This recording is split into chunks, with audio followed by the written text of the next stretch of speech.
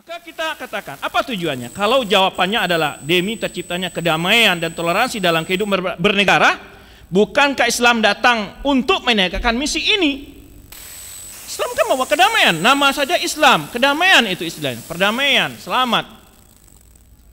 Islam itu diutus membawa rahmat untuk semua golongan, bukan hanya manusia, binatang sekalipun. Wa ma arsalnaka illa rahmatan lil alamin. Bukankah hal ini, yaitu terciptanya kedamaian toleransi ini, sudah dibuktikan dalam sejarah Islam sewaktu Islam berkuasa di Madinah, ya, di Syam, di Andalusia? Saat itu belum ada Islam Nusantara, tapi yang namanya kedamaian antar umat beragama maupun umat seagama itu ada, ya kan gitu. Nah, tapi bila jawabannya untuk menjadikan Indonesia sebagai model percontohan kedamaian dan toleran, ada jawaban kedua mungkin, kenapa Islam Nusantara tidak toleran terhadap orang-orang yang tidak mau dengan konsep Islam Nusantara?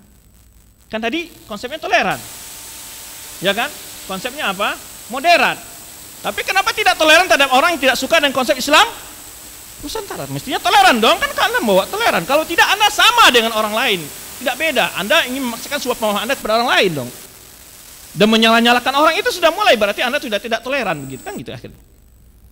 Yang tadi kita sebutkan kenapa tidak ada diakomodir yang lain-lainnya. Nah,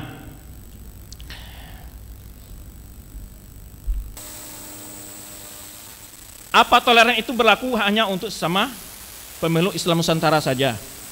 Ya, adapun orang tidak menerima konsep, tidak menjalankan Islam Nusantara itu tidak diterima gitu.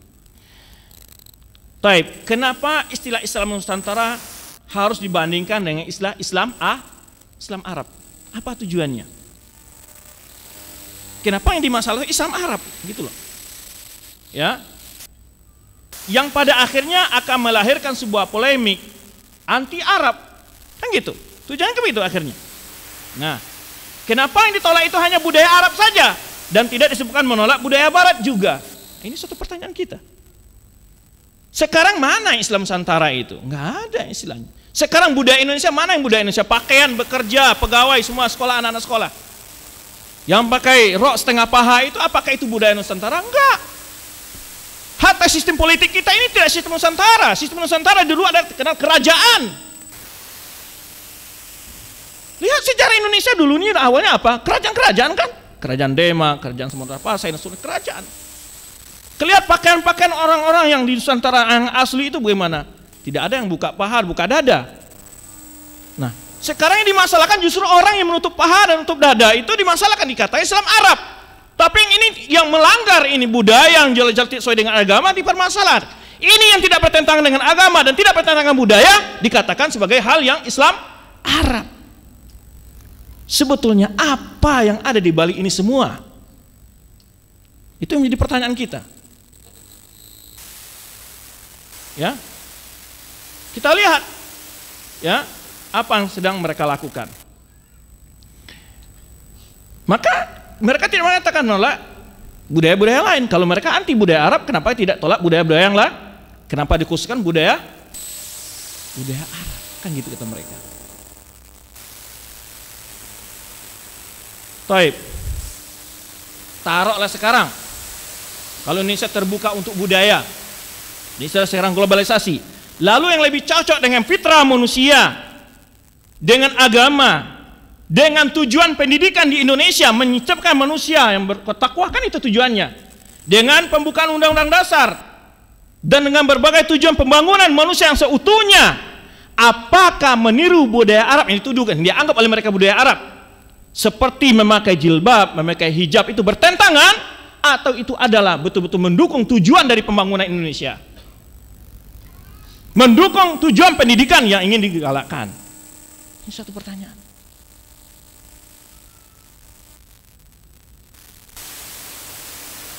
Apa mengganggu? Bukankah ini mendukung tercapainya hal itu?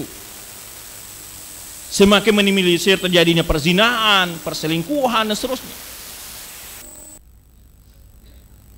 Nah, kita ini bingung. Dibingung oleh mereka, bagaimana seharusnya mereka ini bangun apa yang mereka bangun? Kalau mereka ingin menciptakan manusia yang bertakwa, gimana? Lalu di pasal 29 Undang-Undang 45 itu jelas menjamin kebebasan orang untuk mengamalkan ajaran agamanya. Jelas sekali. Kenapa yang dipermasalahkan orang yang berjenggot, dipermasalahkan orang bercelana cingkrang, dan tidak dipermasalahkan orang yang telanjang? Tidak dipermasalahkan. Orang yang mabuk-mabukan, orang yang membuat lokalisasi dan segala macam. Ini suatu pertanyaan di dalam gaya pemikiran akhir zaman ini yang ada di sebagian tokoh-tokoh yang mengaku sebagai tokoh Islam. Kemudian suatu pertanyaan lagi adalah, kenapa yang ending itu istilah Islam Nusantara yang diusung oleh ormas tertentu ya, bukan istilah Islam yang berkemajuan yang didukung oleh, yaitu sebagai slogan atau tema Muktamar Muhammadiyah dengan mengusung tema apa? Islam yang berkemajuan. Kenapa istilah ini tidak dilirik? Tapi istilah ini dilirik gitu, dan dibumingkan dan didukung dengan program. Bahkan penelitian-penelitian di kampus diarahkan ke sini. Bahkan dana-dana penelitian yang ada di Departemen Agama diarahkan ke sini. Ini tidak adil dong.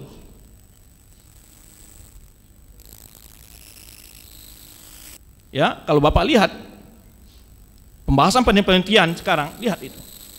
Arahnya ke sini. Nah, ini suatu keanehan, ya. Sudah mulai pembangunan itu sudah tidak adil dilihat dari segi itu. Nah, kemudian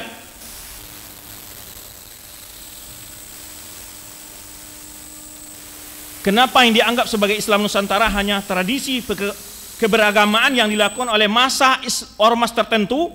Kenapa pengalaman ormas-ormas lain, pengamalan ormas-ormas yang lain, ya, tidak dianggap sebagai bagian dari Islam Nusantara? Tadi yang saya katakan, ya, Muhammadiyah, Persis, Al-Irsyad, macam tidak dianggap bagian dari Islam Nusantara.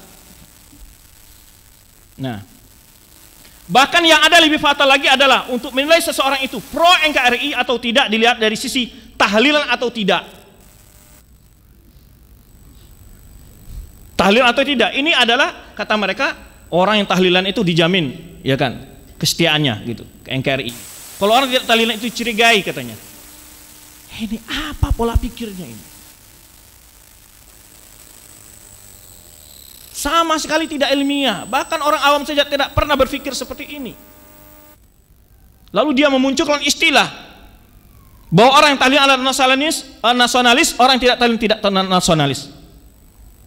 Ini kan menunjukkan sebuah cara yang begitu ini jahat, ya, untuk memberangus dan pembunuhan karakter bagi dakwah sunnah.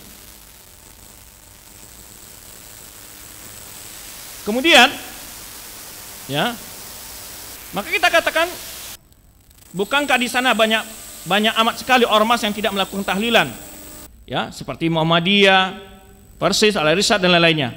Bahkan di antara ormas tersebut ada yang lebih dahulu lahir daripada ormas yang melaksanakan tahlilan. Berarti Islam Nusantara adalah paham yang kaku, tidak toleran, dan radikal. Maka Islam Nusantara adalah paham yang kaku, tidak toleran, dan radikal. Karena mereka mengatakan, paham radikalnya mana? Mereka mengatakan, tokoh Islam Nusantara mengatakan, yang tahlilan itu orang nasionalis, yang tidak tahlilan tidak nasionalis. Ini bahaya, ini paham radikal. Inilah paham radikal itu.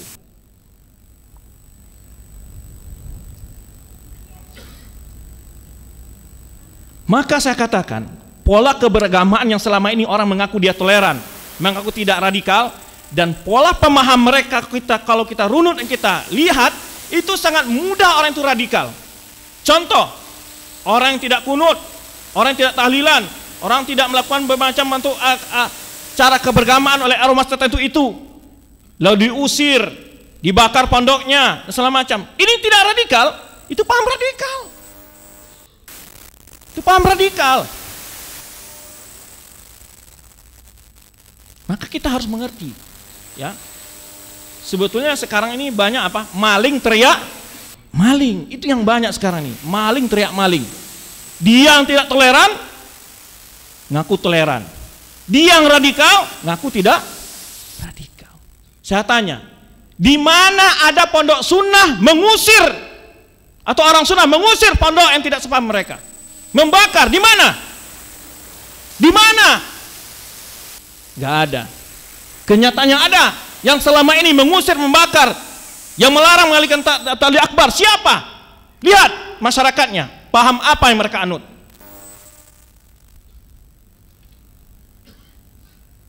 Maka yang radikal itu siapa? Yang tidak toleran itu siapa? Yang tidak moderat itu siapa? Nah, inilah model cara berpikir kalau tidak cerdas kita mencerna berbagai isu-isu terkini, ya, kita akan dibawa arus dan dibolak-balik pemikiran kita. Yang hak menjadi batil, yang batil menjadi hak.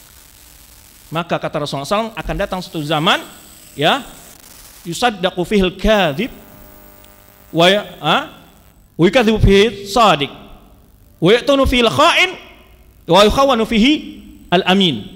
Akan datang satu zaman orang jujur dianggap dusta, pendusta dianggap jujur, orang yang pengkhianat dipercaya, orang yang terpercaya dianggap pengkhianat.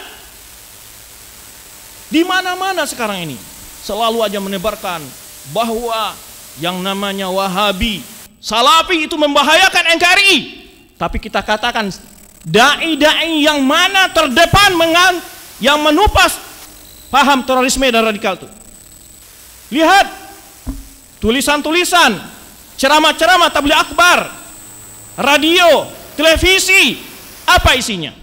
Itu menupas radikal, mengupas argumentasi para teroris. Mereka tidak pernah minta dana kepada pemerintah. Mereka murni dengan sumbangan-sumbangan para simpatisan terhadap dakwah sunnah ini. Bukankah ini bagian dari nasionalisme yang tidak berpura-pura? Bukan pura-pura kita. Karena kita memiliki prinsip yang asas di dalam usul akidah Ahlus Sunnah wal Jamaah. Taat penguasa itu adalah salah satu prinsip Ahlus Sunnah yang tidak bisa ditawar-tawar. Tidak bisa ditawar-tawar itu. Tidak luput satupun kitab dari akidah yang tulis oleh ulama kita membicara masalah ini. Dan itu prinsip dasar di dalam dakwah kita. Namun di sana sini para gembong-gembong mubtadi'ah masih saja menomparkan tuduhan-tuduhan fitnah-fitnah dusta kepada dakwah sunnah. Mereka lah orang-orang yang perlu dicurigai, orang-orang yang berjenggot, orang-orang yang cerah cingkrangan. Padahal teroris-teroris itu adalah banyak orang yang tidak bercingkrang dan banyak orang yang tidak berjenggot. Nah, ini kita ingin meluruskan hal seperti ini. Pandangan, opini yang dipengaruhi oleh media, ya, di tengah masyarakat kita. Sampai aja sekarang ini ada, ya masih ada saja sekarang orang yang alergi dengan jenggot segala macam itu. Kemarin hari Sabtu, salah seorang ikhwan melapor kepada saya, mengadu, Ustadz, saya mau dipecat di pekerjaan saya karena manajemen bilang bahwa orang berjenggot tidak boleh bekerja di sini. Apa hubungan jenggot dengan pekerjaan dia? Saya bilang, kalau kamu nanti sempat dipecat, proses secara hukum. Karena alasan dia memecat kamu bukan alasan masalah pekerjaan, tapi masalah amalan agama. Ini dijamin oleh undang-undang kita. Dan ini kejadiannya bukan satu dua, banyak sekali. Kenapa pemahaman ini ada di tengah masyarakat? Yaitu orang-orang yang ngomong tadi itu, di media ngomong begini dan begitu, sehingga menimbulkan sebuah wacana sesat di tengah masyarakat kita, bahwa orang-orang berjenggot ada orang dicurigai, orang-orang bercadar ada orang dicurigai. Nah, oleh sebab itu kita perlu melawan dan menjelaskan dengan secara ilmiah berbagai macam bentuk fitnah-fitnah yang dituduhkan kepada dakwah sunnah ini. Kemudian rasanya kita tidak perlu untuk membuang waktu dan energi untuk membuktikan kebatilan konsep Islam Nusantara itu dari berbagai sisi. Cukup kita melihat siapa yang melakoni atau pencetus Islam Nusantara itu sendiri. Siapa yang melakoni pencetus Nusantara itu sendiri? Apakah mereka para pencetus Islam Nusantara itu orang yang patut dicontoh pemahaman keislamannya? pengamalannya terhadap ajaran Islam? Apakah mereka orang-orang yang benar-benar berakhlak mulia? Terutama terhadap orang-orang yang menegakkan dan menjalankan ajaran dengan Islam dengan baik, sunnah Rasulullah SAW. Ataukah mereka orang yang bejat akhlaknya, memperolok-olokkan orang yang pakai jenggot, ya kan, pemahamannya menyimpang dengan banyak hal. Apakah itu konsep itu yang harus kita terima? Maka kita katakan Islam Nusantara gambarannya adalah bagaimana pribadinya orang yang bawa itu dia. Itu yang ingin disebarkan oleh dia. Kemudian, ya, atau malah sebaliknya, suka memperolok-olok dan melecehkan para penegak sunnah. Apakah mereka juga selama ini adalah para pembela Islam atau sebaliknya? Apakah mereka ini sebagai pembela Islam atau sebaliknya? Apakah pemahaman mereka lebih baik dari pemahaman para sahabat, sehingga teori yang mereka cetuskan lebih baik dari keislaman para sahabat? Apakah mereka orang yang taat beribadah, suka membaca Al-Quran? Apakah alasan dan hal yang melatar belakangi lahirnya konsep Nusantara itu belum tercover dalam ajaran Islam yang dibawa oleh Rasulullah SAW dan dikembangkan, diamalkan oleh para sahabat? Yang tadi mereka katakan toleran, moderat, menciptakan keadilan, kedamaian, tentraman. Apakah itu belum tercover dalam Islam sehingga perlu dengan ditambah dengan istilah Nusantara? Berikut ini kita akan mengupas topik Islam bukan budaya Arab. Setelah kita jelaskan sedikit apa itu maksud dan tujuan, ya, bagaimana istilah itu rancunya, berikut kita akan mengupas topik Islam bukan budaya Arab. Tidak seperti yang disinyalir oleh kaum sipilis, termasuk jemaat Islam Nusantara, bahwa ajaran Islam syarat dengan budaya Arab. Itu mereka katakan Islam syarat dengan budaya. Untuk membuktikan ini kita mulai dari definisi bahwa Islam bukan budaya Arab. Kita dulu masuk dengan pengertian budaya. Apa yang dimaksud budaya? Apa pengertian budaya? Secara etimologi, budaya dalam bahasa Arab disebut dengan adah atau uruf. Adah atau uruf. Di mana dalam mausu'ah fiqhiyah, kuwaitiyah dan lainnya disebutkan di sini. Secara terminologi, budaya berarti kebiasaan dalam masyarakat, baik berbentuk ucapan maupun perbuatan yang sesuai dengan akal sehat dan tabiat baik. Jadi kebiasaan, dan itu kebiasaan dalam masyarakat baik berbentuk ucapan maupun perbuatan sesuai dengan akal sehat dan tabiat baik. Namun sebagian dari ulama ada yang membedakan antara adah dan uruf secara terminologi, yaitu secara istilah. Ada yang mengatakan adah lebih umum, sedangkan uruf lebih lebih khusus. Ya. Dan ada pula yang berpendapat sebaliknya, yaitu bahwa uruf lebih umum, adah lebih khusus. Pengertian budaya dalam bahasa Arab tidak berbeda dengan pengertian budaya dalam bahasa lain. Tidak berbeda. Pengertian budaya dalam bahasa Arab tidak berbeda dengan pengertian dalam bahasa lain. Budaya atau kebudayaan berasal dari bahasa Sanskerta. Jadi kalau tidak kan adah dalam bahasa Arab, apa tadi disebut adah atau uruf. Kalau bahasa Sanskertanya, bahasa yang kita, bahasa Indonesianya, yang kita kan bahasa aslinya bahasa Sanskerta gitu, bahasa Indonesia kan gitu ya. Maka budaya itu berasal dari bahasa Sanskerta, yaitu budhaya, yang merupakan bentuk jamak dari budi.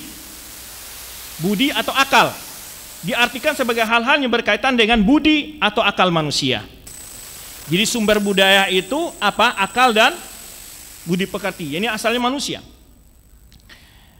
Dijelaskan dalam Wikipedia, ya, budaya adalah suatu cara hidup yang berkembang dan dimiliki bersama oleh sebuah kelompok orang dan diwariskan dari generasi ke generasi. Budaya terbentuk dari banyak unsur yang rumit, termasuk sistem agama, politik, adat istiadat, bahasa, perkakas, pakaian, bangunan, dan karya seni. Bahasa, semuanya juga budaya merupakan bagian tak terpisah dari diri manusia, sehingga banyak orang cenderung menganggap diwariskan secara genetis. Ketika seseorang berusaha untuk berkomunikasi dengan orang-orang yang berada di berbeda budaya dan menyesuaikan perbedaan-perbedaannya, membuktikan bahwa budaya itu dipelajari. Nah, ini dalam Wikipedia dijelaskan. Budaya adalah suatu pola hidup menyeluruh.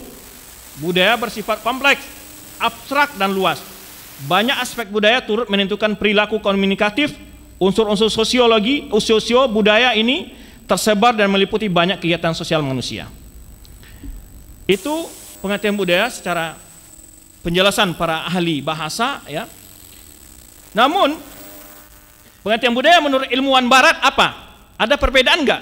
Kalau kita lihat tidak ada perbedaan antara pengertian budaya dalam istilah Arab, dalam asal budaya yang bahasa Indonesia tadi, kemudian dalam pengertian menurut ilmuwan barat juga tidak jauh berbeda dengan pengertian yang dijelaskan oleh para ulama Islam. Kebudayaan sangat erat hubungannya dengan masyarakat, ya. Melville, ini namanya agak susah saya baca ini, Herskovits, ya, dan Brownis apa nih? Kue itu ya. Malinois mengemukakan bahwa segala sesuatu yang terdapat dalam masyarakat ditentukan oleh kebudayaan yang dimiliki oleh masyarakat itu sendiri. Istilah untuk pendapat itu adalah, jadi dalam bahasa Inggrisnya apa tuh? Kultural atau ya kultur gitu. Nah, Herskovits memandang kebudayaan, ya Herskovits ini bukan kakek kita ini ya, ini orang sana gitu. Memandang kebudayaan sebagai suatu yang turun-temurun dari satu generasi ke generasi yang lain, yang kemudian disebut sebagai superorganik gitu. Superorganik. Menurut Andreas Emping, ya, Otto Emping, kebudayaan yang mengandung keseluruhan pengertian nilai sosial, norma sosial, ilmu pengetahuan serta keseluruhan struktur sosial, religius dan lainnya. Tambah lagi segala pernyataan intelektual dan artistik yang menjadi ciri khas suatu masyarakat. Menurut Edward, ya, kebudayaan merupakan keseluruhan yang kompleks, yang di dalamnya terkandung pengetahuan, kepercayaan, kesenian, moral, hukum, adat istiadat, dan kemampuan lain yang didapat seseorang sebagai anggota masyarakat. Itu pengertian budaya menurut ilmuwan barat, ya. Menurut Selo Sumarjan dan Sulaiman Sumardi, kebudayaan adalah sarana hasil karya rasa cipta masyarakat. Jadi dari beberapa definisi tersebut dapat diperoleh pengertian bahwa mengenai kebudayaan adalah suatu yang akan mempengaruhi tingkat pengetahuan dan meliputi sistem ide dan gagasan yang terdapat dalam pikiran manusia, sehingga dalam kehidupan sehari-hari kebudayaan itu bersifat abstrak. Sedangkan perwujudan kebudayaan adalah benda-benda yang diciptakan oleh manusia sebagai makhluk yang berbudaya, berupa perilaku dan benda-benda yang bersifat nyata, misalnya pola-pola perilaku bahasa, ya, bahasa, peralatan hidup, organisasi sosial, religi, seni, dan lain-lain, yang kesemuanya ditujukan untuk membantu manusia dalam melangsungkan kehidupan bermasyarakat. Maka dapat disimpulkan dari berbagai penjelasan di atas bahwa hakikat budaya adalah hasil dari buah pikiran manusia. Ini yang harus kita tekankan, bahwa budaya adalah hasil pikiran manusia dan pengalaman manusia atau sekelompok manusia. Jadi kesimpulannya adalah budaya itu adalah hasil pikiran dan pengalaman sekelompok manusia. Kenapa kita katakan sekelompok manusia? Karena pengalaman dan pikiran manusia berbeda-beda. Budaya Eropa, budaya Afrika, budaya Asia berbeda-beda dengan budaya Arab, berbeda-beda. Itu budaya. Maka kita simpulkan budaya sumbernya apa? Pikiran manusia dan pengalaman mereka. Nah,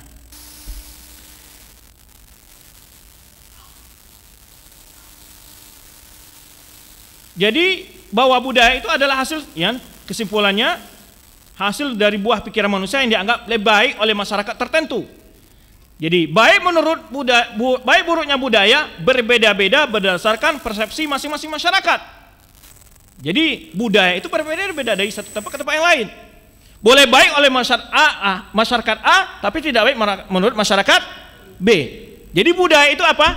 Tidak konsisten kebenarannya, tidak absolut kebenarannya. Nah, itu yang kedua. Jadi Islam nanti akan kita bandingkan dengan Islam. Kalau budaya sumbernya daripada pikiran pengalaman manusia. Kemudian apa? Berbeda-beda antara kelompok manusia dan kelompok yang lainnya. Ya, yang cocok di Afrika belum tentu cocok di Asia dan begitu.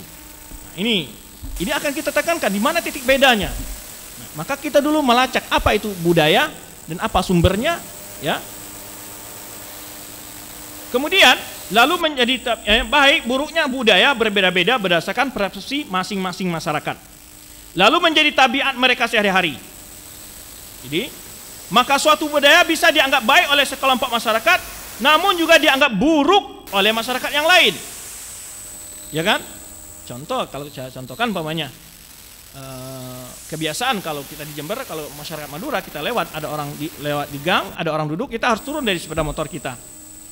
Ya, itu budaya kan? Atau budaya kalau di Indonesia secara umum kan, kalau lewat itu harus nunduk, gitu ya kan? Nah, dan banyak budaya-budaya, ya kan? Nah, belum tentu cocok pada budaya masyarakat lain kayak gitu. Kalau saya bedakan lagi budaya orang Asia dengan budaya Arab beda. Orang Asia kepalanya bila dipegang itu penghinaan, ya kan? Tapi kalau pantatnya dipukul-pukul nggak masalah. Tapi di Arab kepala dipegang tidak masalah. Itu namanya memuliakan, menyayangi. Kalau pantatnya dipegang jangan main-main, bisa dipukul kepala antum. Antum dianggap homo antum. Iya, itu budaya. Maka belum tentu menurut suatu kelompok masyarakat baik, di masyarakat lain belum tentu baik. Nah, kalau Islam dijadikan begitu, wah bisa berantem tiap hari umat Islam ini. Karena dasar penilaian budaya bukan agama. Maka boleh itu konsep Islam Nusantara ini konsep yang ngawur. Katanya ingin menciptakan perdamaian, keadilan dan segala macamnya, justru memancing perpecah belahan sama kaum muslimin. Karena standarnya budaya. Ya kan? Standarnya budaya. Tentu akan berantem terus orang Batak dengan orang Jawa, tak ketemu budayanya ntar, ya kan? Budaya saya begini, kamu harus menghargai, mengikuti. Lah, kacau jadinya. Kalau standarnya agama, kita akan toleran. Wah, memang dia orang Jawa nggak mengerti budaya kita, maka jadi toleran, tidak memaksakan dong. Kan gitu. Karena kita lebih mendahulukan nilai agama daripada budaya. Akhirnya kita bisa bersaudara. Kalau asal penilaian budaya, wah ini kacau. Nah, ini yang ingin saya sampaikan pesannya kepada antum. Beda Islam dengan budaya itu di situnya. Ya, dengan Islam kita di barat, kita di timur, kita di Afrika, kita di Asia, di Eropa, dimanapun kita ketemu. Karena standar kita sama. Maka yang bisa menyatukan umat manusia dari barat sampai timur hanya Islam, bukan budaya. Baik, kita lanjutkan. Penyampaiannya cepat ya? Nggak tahu, karena ada yang kadang-kadang melotot aja gitu, nggak tahu karena kebingungan tuh apa gitu kan. Karena saya yang sering dikritik itu terlalu cepat nyampaiannya. Gitu. Saya memang agak buru-buru juga karena jam 11 mau cabut gitu. Udah setengah 11 ya. Baik. Jadi kita katakan maka suatu budaya bisa dianggap baik sekelompok masyarakat, namun tidak dianggap baik oleh kelompok masyarakat yang dalam artian bahwa kebenarannya relatif, tidak absolut. Contoh dalam budaya barat, lesbi, homoseksual, minum khamar adalah budaya yang maju. Betul enggak? Hah? Lesbi, homoseksual, minum khamar adalah budaya yang maju dalam sisi kebebasan. Kan gitu? Kan gitu kan? Nah, namun budaya tersebut sangat tidak cocok di tengah-tengah budaya masyarakat timur. Enggak mungkin itu.